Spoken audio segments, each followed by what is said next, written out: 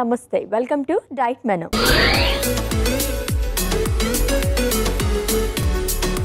So ఈ week మొత్తం కూడా మనం ప్రీ డయాబెటీస్ గురించి మాట్లాడుకుంటున్నామండి. సో ఇందులో భాగంగానే సెకండ్ డేలో కూడా ఎంటర్ అయిపోయాము.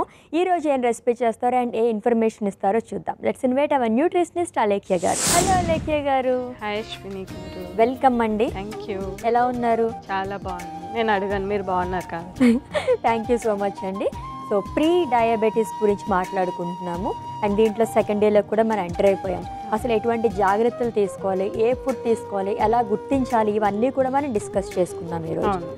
ఓకే, ఈరోజు ఏం రెసిపీ చేస్తున్నారు? సో ఈరోజు వచ్చేసరికి మనం బేసన్ మేతి చీలా చేసుకుంటున్నాం. బేసన్ మేతి చీలా నిన్నే అనుకున్నాం కదా చీలా గురించి మనం. సో ప్రీ డయాబెటీస్లో బేసిన్ మేతి చీలా ప్రిపేర్ చేస్తారంటే దీనికి కావాల్సిన పదార్థాలు అంటే ఇప్పుడు చూద్దాం. బేసిన్ మేతి చీలాకు కావాల్సిన పదార్థాలు: శనగపిండి, మెంతికూర, ఉప్పు, పసుపు, జీలకర్ర పొడి, కారం, నూనె. బేసిన్ మేతి చీలాకు కావాల్సిన పదార్థాలు చూసాం కదండి. ప్రాసెస్లోకి వెళ్ళిపోదాము. సో ఇంగ్రీడియంట్స్ కూడా చాలా తక్కువగా ఉన్నాయి. సో చీలా అంటే కూడా మనకి ఈజీగా అయిపోయే రెసిపీ ఎలాగో. ఇది ఏ టైంలో తీసుకోవచ్చండి? సో ఇది కూడా మనకు ఒక బ్రేక్ఫాస్ట్ ఐటమ్ లాగా తీసుకోవచ్చు, లేదు అంటే నైట్ డిన్నర్ కింద కూడా తీసుకోవచ్చు. శనగపిండి ఓకేనా?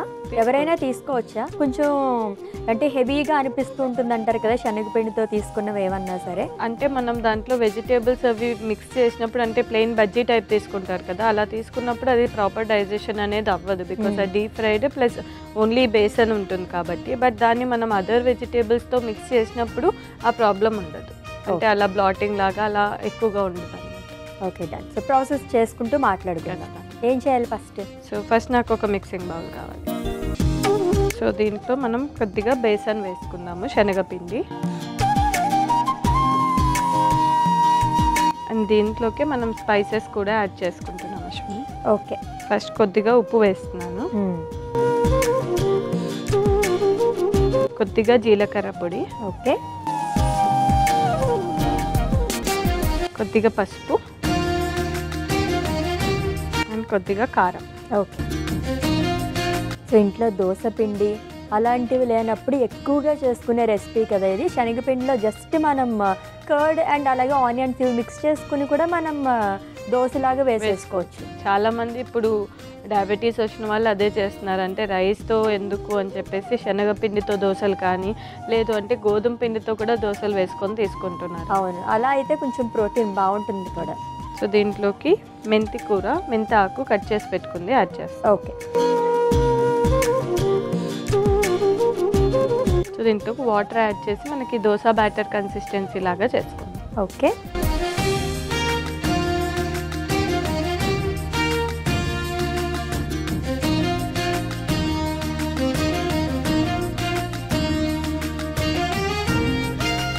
ప్యాన్ పెట్టుకుందామా ఇలా? సో ప్రీ డయాబెటీస్ తెలిసిన తర్వాత ఎటువంటి ఫుడ్స్ వీళ్ళు ఎక్కువగా అవాయిడ్ చేయాల్సినవి ఏమన్నా ఉంటాయా? సో డయాబెటిక్కి మనకి ఎటువంటి రెస్ట్రిక్షన్స్ ఉంటాయో సేమ్ రెస్ట్రిక్షన్స్ మనం ప్రీ డయాబెటీస్కి కూడా ఇస్తాం అశ్విని. సో వాళ్ళ డైట్లో ఫస్ట్ థింగ్ వచ్చేసరికి కంప్లీట్ షుగర్స్ అనేవి స్టాప్ చేయమని చెప్తామన్నమాట. షుగర్స్ అనేవి ఏ ఫామ్ అయినా సరే, చాలామంది ఏంటి అంటే చక్కెర తీసుకోవద్దంటే బెల్లం ఎక్కువగా వాడేయడము, లేకపోతే తేనె ఎక్కువగా యూజ్ చేసుకోవడము, ఇలాంటివి చేస్తుంటారు. But a form of sugar అయినా సరే రెస్ట్రిక్ట్ చేయమని చెప్తాం. తెల్ల పంచదార కానీ, బెల్లం కానీ, తేనె కానీ ఇలాంటివన్నీ స్టాప్ చేయాల్సి వస్తుంది. అండ్ నెక్స్ట్ వచ్చేసరికి తీసుకునే డైట్లో సింపుల్ కార్బోహైడ్రేట్స్ ఉన్న ఫుడ్స్ అంటే మైదాతో చేసే ప్రోడక్ట్స్ ఏవైనా సరే, మైదాతో మనం పూరి చేసుకుంటాము, లేకపోతే బయట సమోసాస్, బేకరీ ఐటమ్స్, పఫ్స్ ఇవన్నీ మోస్ట్లీ మైదాతో చేస్తారు కాబట్టి అవి అవాయిడ్ చేయమని చెప్తాం. అండ్ నెక్స్ట్ వచ్చేసరికి ఎక్కువగా ఫైబర్ ఇంక్లూడ్ చేసుకోమని చెప్తాం. అంటే డే మొత్తంలో చూసుకుంటే వాళ్ళు అట్లీస్ట్ ఒక 500 grams వరకు వెజిటేబుల్స్ ఇంక్లూడ్ చేసుకోవాల్సి వస్తుంది. దుంప కూరలు ఒక్కటే వాళ్ళకి రెస్ట్రిక్షన్ ఉంటుంది. ఆలగడ్డ, చేమగడ్డ, కందగడ్డ, క్యారెట్, బీట్రూట్ ఇలాంటివి కొంచెం తగ్గించమని చెప్తాం. బికాస్ దీంట్లో గ్లైసెమిక్ ఇండెక్స్ అనేది ఎక్కువగా ఉంటుంది. క్యారెట్, బీట్రూట్ కూడా తగ్గించాం అంటే అది కుక్డ్ ఫామ్లో వద్దని చెప్తాము. ఇఫ్ ఇన్ కేస్ సలాడ్ లాగా మిక్స్ చేసుకొని టొమాటో, ఆనియన్, క్యారెట్ ఇలా తీసుకోవచ్చు, కానీ వండుకొని దాన్ని కర్రీ లాగా చేసుకొని అయితే వద్దని చెప్తాము. ఓకే, చిలకడ దుంప తినచ్చు అని చెప్పేసి అంటారు కదా. స్వీట్ పొటాటోస్ తీసుకోవచ్చు అని చెప్తారు. అంటే గ్లైసమిక్ ఇండెక్స్ కొంచెం దానికి తక్కువగా ఉంటుంది, నార్మల్ బంగాళదుంప కంటే దాంతో తక్కువగా ఉంటాయి. సో ఈ డైట్లో గ్లైసమిక్ ఇండెక్స్ తక్కువగా ఉన్న ఫుడ్స్ అన్ని ఇంక్లూడ్ చేసుకోవచ్చు అనమాట. ఓకే, సో కంపారిటివ్లీ మనకి స్వీట్ పొటాటో కొంచెం బెటర్, ఎందుకంటే దాంట్లో ఫైబర్ ఎక్కువగా ఉంది. అవును, గ్లైసమిక్ ఇండెక్స్ మీడియం ఉన్న ఫైబర్ ఎక్కువగా ఉండడం వల్ల అది షుగర్స్ ని కంట్రోల్ చేస్తుంది. అవును. ఇన్ కేస్ కొంచెం షుగర్ క్రేవింగ్స్ అవి ఉన్నా సరే ఈ దుంపలు కొంచెం ఉడకబెట్టుకుని తింటే బాగుంటుంది. ఆ లెవెల్స్ మనకు వస్తాయి కాబట్టి షుగర్ తిన్నట్టు ఉంటుంది, హెల్త్ కూడా మంచిది. అండ్ చాలా మంది డేట్స్ కూడా ఎక్కువ తీసుకుంటూ ఉంటారు. ఈ ఫుడ్స్ ఏంటి అంటే స్వీట్నెస్, అంటే దాంట్లో కూడా సూక్రోజ్, ఫ్రక్టోస్ ఇలాంటి ఫార్మ్ ఆఫ్ షుగర్స్ అనేవి ఉంటాయి కాబట్టి వాటిని ఎంత మనం కంట్రోల్ చేసుకుంటే ఈ ప్రీ డయాబెటిక్ కండిషన్లో మళ్ళీ నార్మల్ టర్న్ అయ్యే ఛాన్సెస్ ఉంటుంది. కాబట్టి స్ట్రిక్ట్గా ఉండమని చెప్తాము. అండ్ ఓన్లీ మన కూరగాయల్లోనే ఈ రెస్ట్రిక్షన్ ఉంటుంది, మిగిలిన పప్పు దినుసులు కానీ వేరే ఏ ఫుడ్స్లో మనకి రెస్ట్రిక్షన్ అనేది ఉండదు. అండ్ నెక్స్ట్ ఫ్రూట్స్, ఫ్రూట్స్లో ఒక 5 కేటగిరీ ఆఫ్ ఫ్రూట్స్ని అవాయిడ్ చేయమని చెప్తాము. లైక్ బనానా కానీ, అరటిపండు, పనసపండు, సీతాఫలము, మళ్ళీ సపోటా, హైబ్రిడ్ గ్రేప్స్ ఇలాంటివి అవాయిడ్ చేయాలి. బట్ రెస్ట్ అన్ని ఫ్రూట్స్ ఇంక్లూడ్ చేసుకోవచ్చు.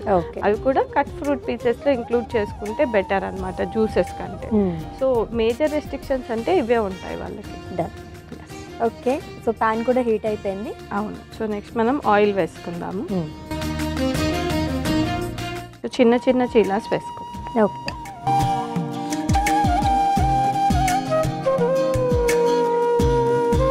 ఫ్రూట్స్ అండ్ వెజిటేబుల్స్ గురించి అయితే మాట్లాడుకున్నాము. సో దీంట్లో కూడా మెంతి ఆకు మనం వాడుతున్నాం. సో ఆకుకూరలో ఏది మనం అవాయిడ్ చేయాల్సింది లేదు కదా. సో ఆకుకూరల్లో ఎటువంటి రెస్ట్రిక్షన్ అనేది లేదు. ఇన్ఫ్యాక్ట్ ఇంకా మెంతి కూర అనేది డయాబెటీస్ వాళ్ళకి ఫంక్షనల్ ఫుడ్ అంటాం. అంటే దాంట్లో ఉన్న ప్రాపర్టీస్ వల్ల వాళ్ళకి షుగర్స్ అనేవి స్పైక్ కాకుండా కంట్రోల్ చేస్తుంది. సో అందుకోసమని ఎక్కువ షుగర్స్ ఉన్న వాళ్ళకి కానీ లేదు ప్రీ డయాబెటిక్ ఉన్న వాళ్ళకి డైలీ ఒక 1/2 టీ స్పూన్ వరకు మెంతులు కూడా యూజ్ చేయొచ్చు అని చెప్పేసి చెప్తామని. అవును. సో ఎర్లీ మార్నింగ్ కూడా కొంచెం హాట్ వాటర్లో వేసుకుని తాగితే కూడా షుగర్ కంట్రోల్ అవుతుంది అని చెప్పేసి విన్నాను. కంట్రోల్ అంటే అది ఆ స్పైక్స్ కాకుండా స్టెబిలైజ్ చేస్తుంది అనమాట. మరి నార్మల్ టాబ్లెట్ లాగా ఏం పని చేయదు, జస్ట్ అవి స్టెబిలైజ్ అవ్వడానికి ఒక యాడ్ ఆన్ లాగా అనమాట. ఓకే, సో ఇది ప్రిపేర్ అయిపోయింది. సో దీన్ని మనం సర్వింగ్ ప్లేట్లో తీసుకొని ఇలాగే ఇంకొకటి వేసుకుందాం. ఓకే,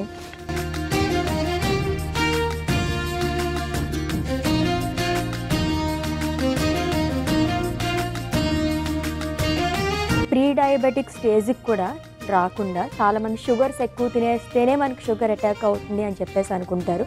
చాలామంది మానేస్తూ ఉంటారు. అలాంటి వాళ్ళు కూడా డయాబెటిక్ పేషెంట్స్ ఉన్నారు చాలామంది.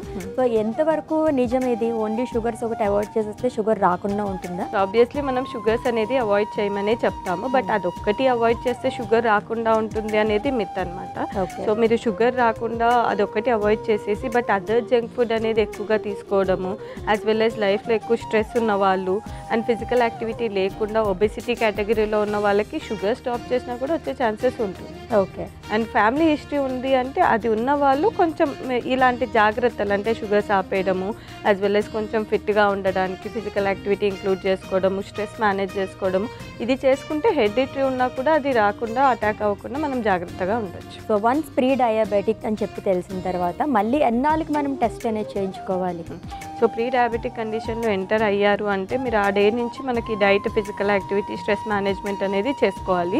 చేసుకున్న తర్వాత మధ్యలో మీకు ఎప్పుడైనా సిమ్టమ్స్ లైక్ ఎక్కువ చక్కెర కళ్ళు తిరుగుతున్నాయి, లేదు అంటే కొంచెం నీరసంగా ఉంది, అలాంటప్పుడు చెక్ చేసుకోవచ్చు గ్లూకోమీటర్తో. బట్ ఐడియల్గా అయితే 3 months తర్వాత మళ్ళీ HbA1c చెక్ చేసుకుంటే మనకి తెలుస్తుంది అది నార్మల్ ఉందా, పెరిగిందా, కంట్రోల్లో ఉందా ఏంటి అని చెప్పి. అదైతే మనకి 3 months వరకు వస్తుందా?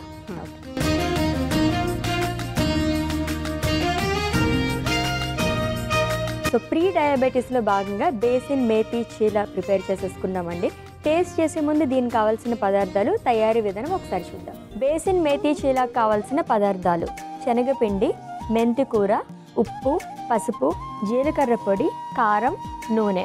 బేసిన్ మేతి చీలా తయారు చేసుకునే విధానం. ముందుగా మిక్సింగ్ బౌల్ తీసుకుని అందులో శనగపిండి, ఉప్పు, జీలకర్ర పొడి, పసుపు, కారం, మెంతి కూర, తగినంత నీళ్లు వేసి కలుపుకోవాలి. తర్వాత స్టవ్ ఆన్ చేసి పాన్ పెట్టి అందులో నూనె వేసి నూనె వేడెక్కిన తర్వాత కలుపుకున్న బ్యాటర్ ని చీలాలా వేసుకుని 2 వైపులా కుక్ చేసుకుని సర్వింగ్ ప్లేట్ లోకి తీసుకుని సర్వ్ చేసుకోవాలి. అంతే, బేసిన్ మేతి చీలా రెడీ. బేసిన్ మేతి చీలా కావాల్సిన పదార్థాలు అలాగే తయారీ విధానం చూసాం కదండి. టేస్ట్ చేసి ఎలా ఉందో చెప్తాను.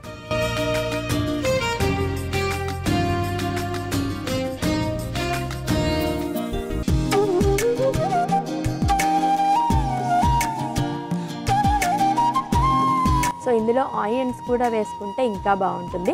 చాలా టేస్టీగా ఉంది. So simple recipe, very very tasty అండి. ఏ టైంలో తీసుకోవచ్చు? ఇది బ్రేక్ఫాస్ట్కి బాగుంటుందా? బ్రేక్ఫాస్ట్కి తీసుకోవచ్చు, డిన్నర్కి కూడా తీసుకోవచ్చు. డిన్నర్కి కూడా తీసుకోవచ్చు. సరిపోతుందా? ఇది కంప్లీట్ మీల్ అవుతుందా? అంటే ఒక కప్ మనం యోగర్ట్ పెట్టుకుంటే, పెరుగు ఏమన్నా పెట్టుకుంటే సరిపోతుంది. బికాజ్ ఆల్రెడీ ఒక ఆకుకూర యాడ్ చేసుకున్నాము, దాంతోపాటు మనం ప్రోటీన్ కూడా బేసన్ కాబట్టి. Okay, thank you so much అండి. Thank you. ప్రీ డయాబెటీస్లో భాగంగా బేసిన్ మేతి చీలా ప్రిపేర్ చేసేసుకుందామండి. చాలా చాలా యమ్మీగా ఉంది. మీరు కూడా తప్పకుండా ట్రై చేయండి. రేపటి డైట్ మెనూ ఎపిసోడ్లో మళ్ళీ మీట్ అవుదామా? Till then take care. This is Ashwini signing off. By.